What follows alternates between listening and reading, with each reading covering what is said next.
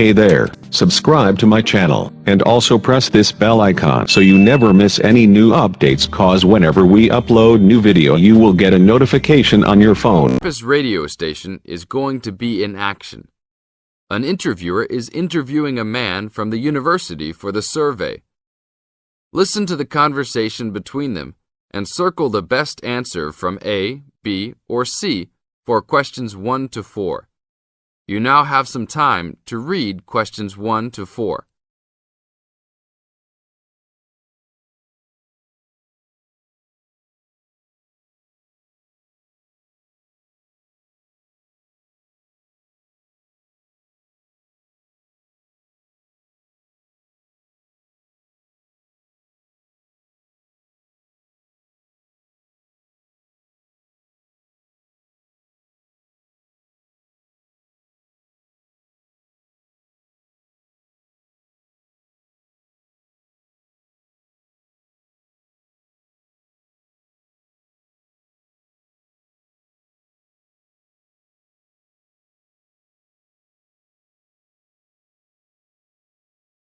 Now, we shall begin.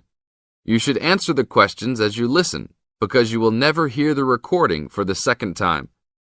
Listen carefully and answer questions 1 to 4. Excuse me, I'm conducting a campus survey. Would you have time to answer a few questions? What's it all about? We're doing some market research for a new campus radio station starting in the next few months. That's okay. Sounds good. Great. I'll just work through this form with you. And if we could start with some personal background information? Sure. Right. If I could have your age, please. 26. Okay, good. And are you a student, teacher, or in another job?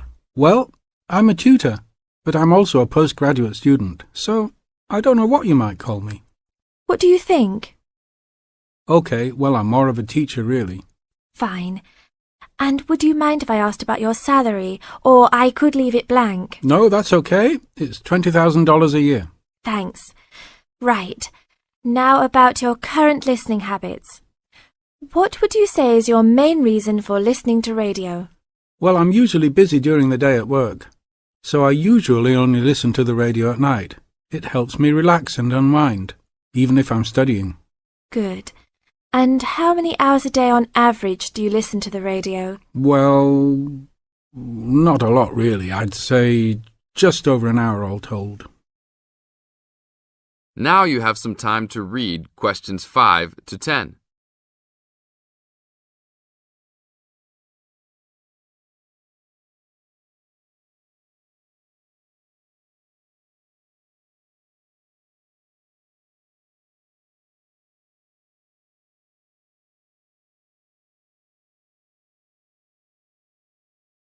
Now listen to the second part of the interview and answer questions 5 to 10. So, what are the 2 main times of the day that you listen to the radio? Well, for a little while around breakfast time, and then it tends to be later, after dinner, when I've finished any serious work I need to do. And what sort of radio programs do you like? I like the news, but I also like classical music. It helps me to relax. Fine. And turning to the new campus station, which type of programs would you prefer? I think the existing radio stations cater for my need for news. So I'd like to see programs about local information, providing a service to the campus community. And in the same vein, perhaps more for academic viewers, some lectures or relevant programs. Oh, I see. And if you had to give the new director some specific advice when they set up the station, what would you tell them? I think I'd advise them to be careful about the quality of the broadcasts. The sound system. There are a lot of radio stations and people can change their loyalty quickly if it doesn't meet their needs. I think they should do more of these kinds of interview too, talking with existing and potential customers. Oh, I'm pleased you think it's useful. Certainly, yeah. Good. Now, this station will not be fully funded by the university. So how often do you think it is tolerable to have adverts? I think, well, out of that list, I'd say every quarter of an hour. Of course, That's providing they don't last for 10 minutes each time. Oh, quite. And are you interested in attending any of the special promotions for the new station? Yes, I'd be happy to, as long as they're held on the campus or nearby. OK, I'll note that down. And finally, may we put you on our mailing list? Well, I'd prefer not, except for the information about the promotions you just mentioned. OK. Can I have your name and address? Of course. I have a card I can give you. Oh, great. And thanks a lot for your time, and we look forward to seeing you. Yeah, sure. Thanks. That is the end of part 1. You now have half a minute to check your answers.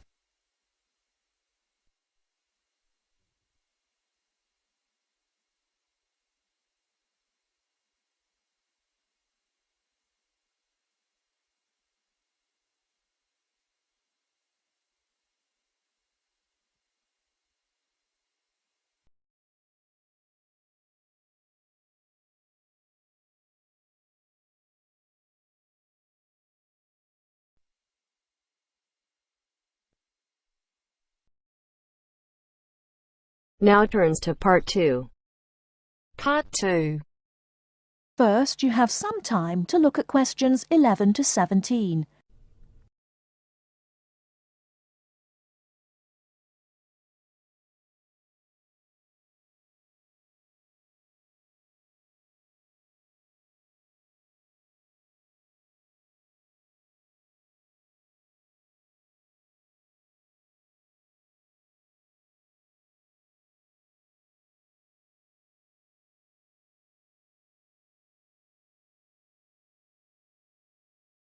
Now, listen carefully and answer questions 11 to 17.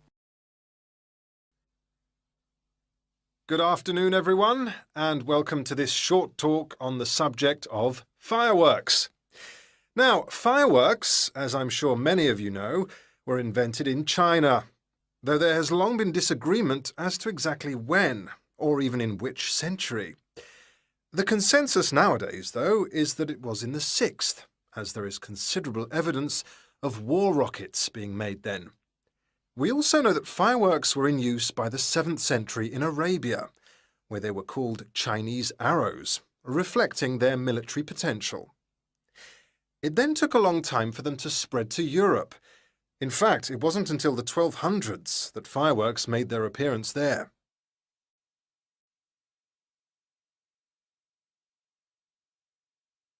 The basic ingredients of fireworks have changed little to this day.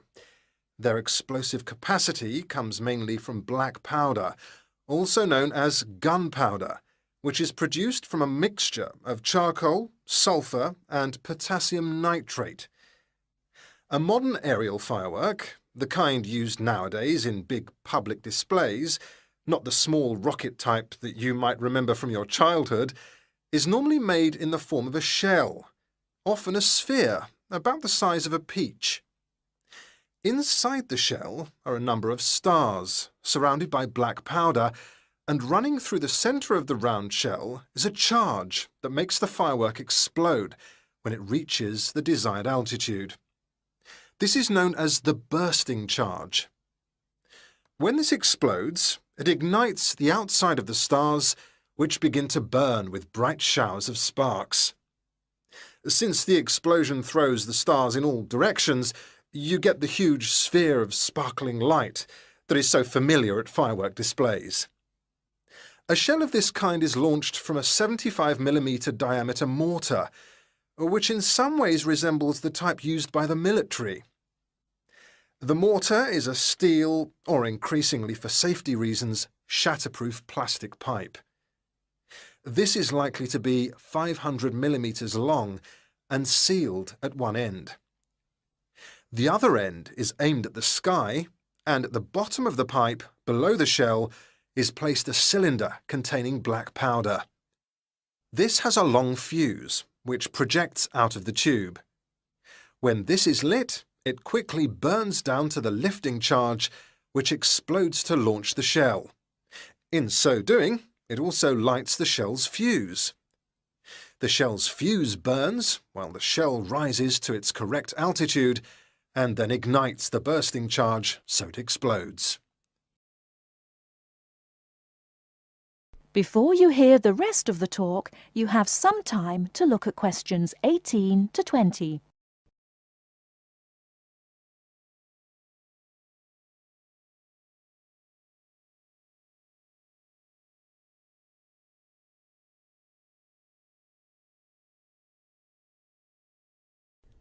Now listen and answer questions 18 to 20. More complicated shells are divided into sections and burst in 2 or 3 phases. Shells like this are called multi-break shells. They may contain stars of different colours and compositions to create softer or brighter light, more or less sparks, etc. Some shells contain explosives designed to crackle in the sky, or whistles that explode outward with the stars. The sections of a multi-break shell are ignited by different fuses, and the bursting of one section ignites the next. The shells must be assembled in such a way that each section explodes in sequence to produce a distinct, separate effect. The pattern that an aerial shell paints in the sky depends on the arrangement of stars inside the shell. For example, if the stars are equally spaced in a circle, with black powder inside the circle, you will see an aerial display of smaller star explosions equally spaced in a circle. To create a specific figure in the sky, for instance a heart shape, you create an outline of the figure in stars inside the shell. Then you place explosive charges inside those stars to blow them outward into the shape of a large heart. Each charge has to be ignited at exactly the right time, or the whole thing is spoiled. Many other shapes have particular names, like the willow. This is formed by stars that fall in the shape of willow tree branches, spreading a little to the side and then downwards. The high charcoal composition of the stars makes them long burning, so they may even stay visible until they hit the ground. The ring shell is fairly basic. It is produced by stars exploding outwards to produce a symmetrical ring of coloured lights.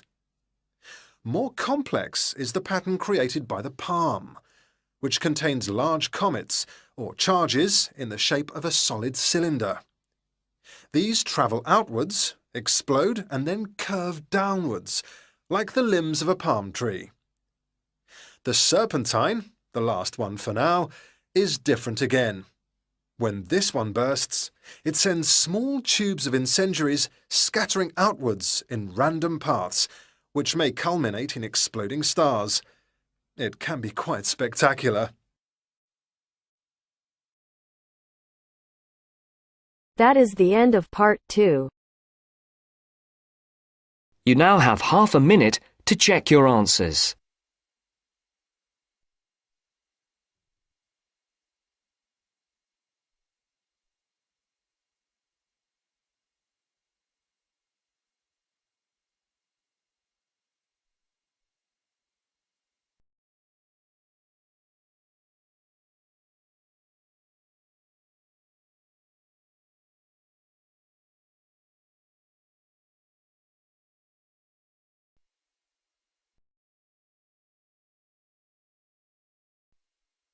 Now turns to part 3. Part 3. I have with me today Matthew East, a registered osteopath and a supporter of alternative techniques in healthcare. Matthew, can you tell us more about osteopathy? First, you have some time to look at questions 21 to 26.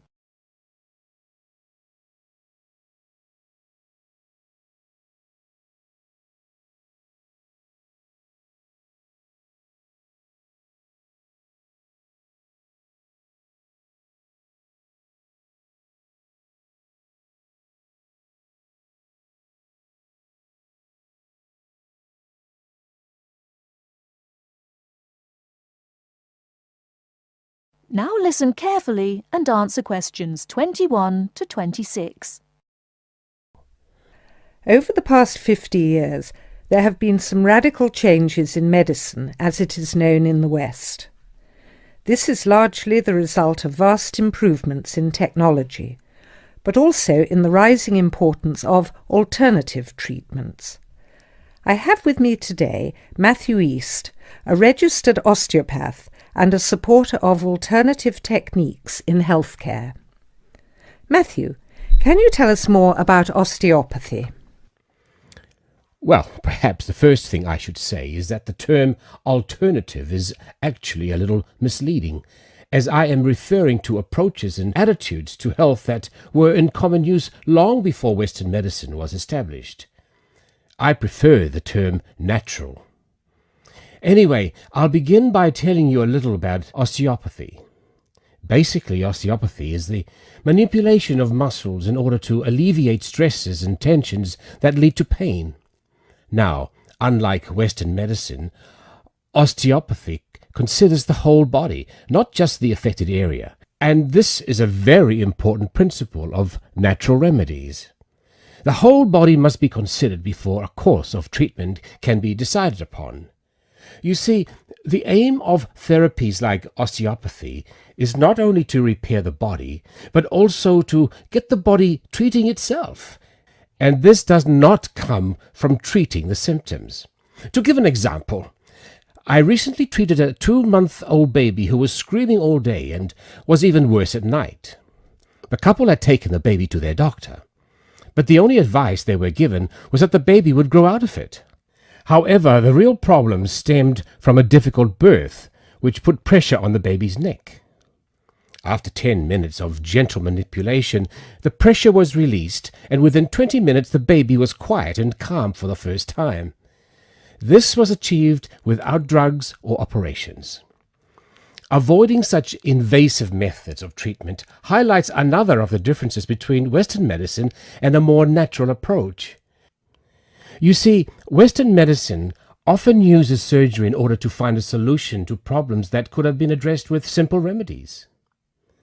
A medical approach that looks closely at how essential an operation is before it is performed would offer patients a considerably less stressful method of treatment, not to mention the financial savings. Natural remedies actually amount to about 10% of the cost of a Western course of treatment. Before you hear the rest of the talk, you have some time to look at questions 27 to 30.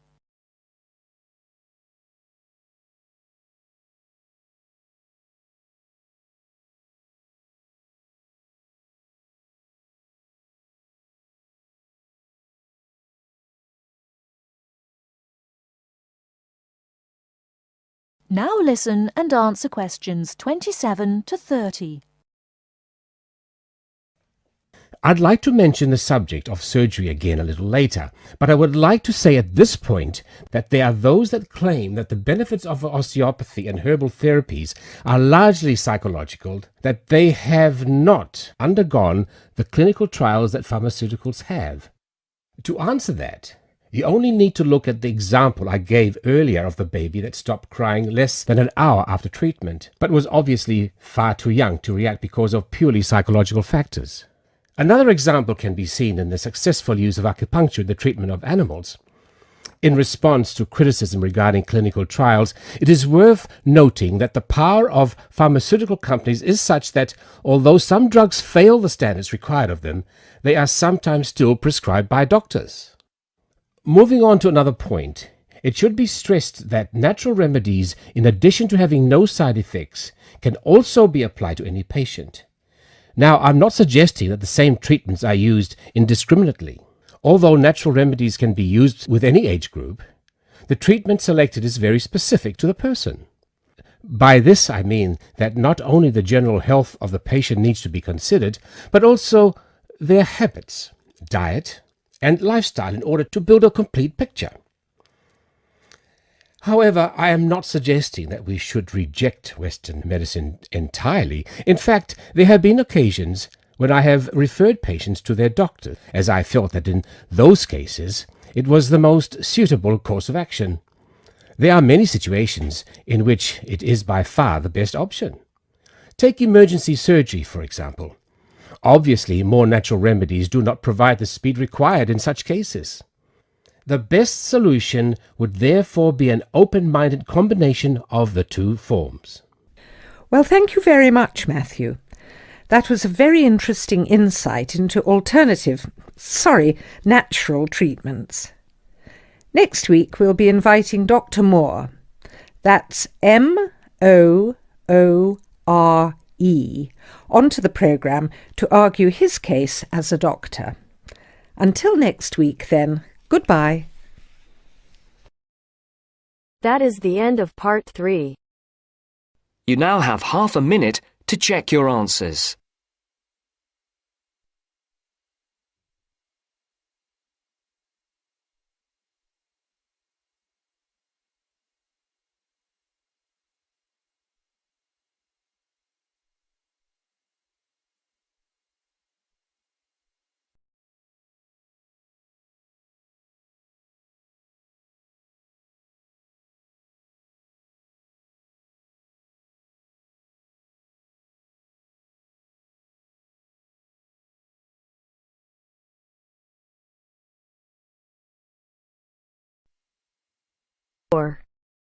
Part 4. You are going to hear a lecture about dorm rooms. First, you have some time to look at questions 31 to 40.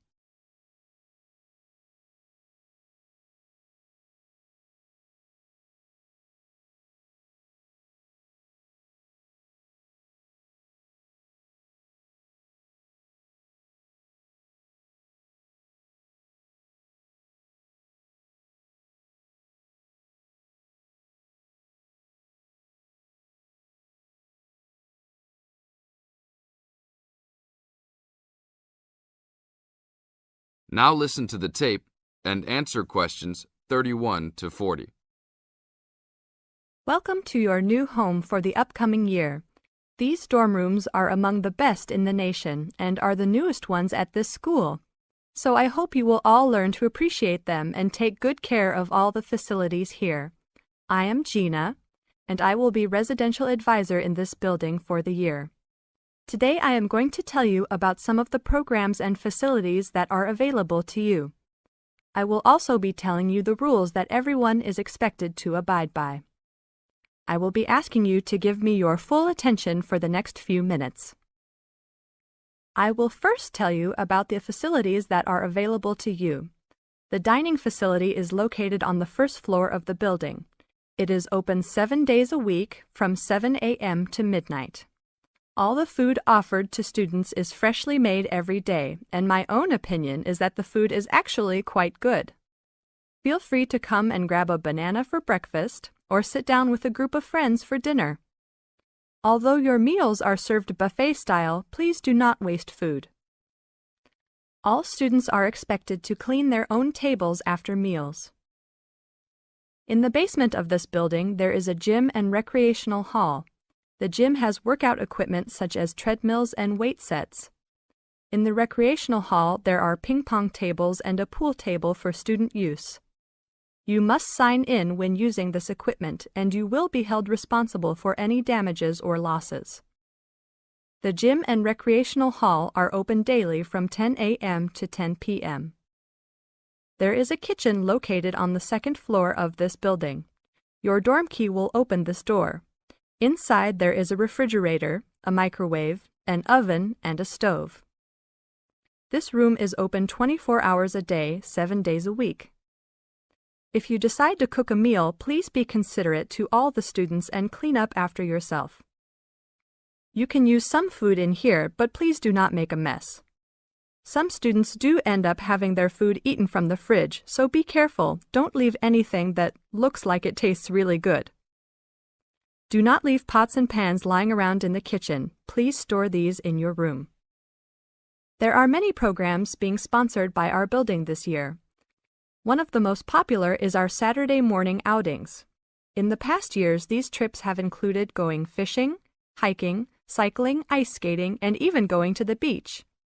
There will be a listing of scheduled events coming out soon. The university sponsors these trips, so transportation will be provided. However, there are usually some costs associated, though they are usually minimal. Our building also has a volleyball team. All students who live in this building are welcome to join. Last year we won first place in the dorm league.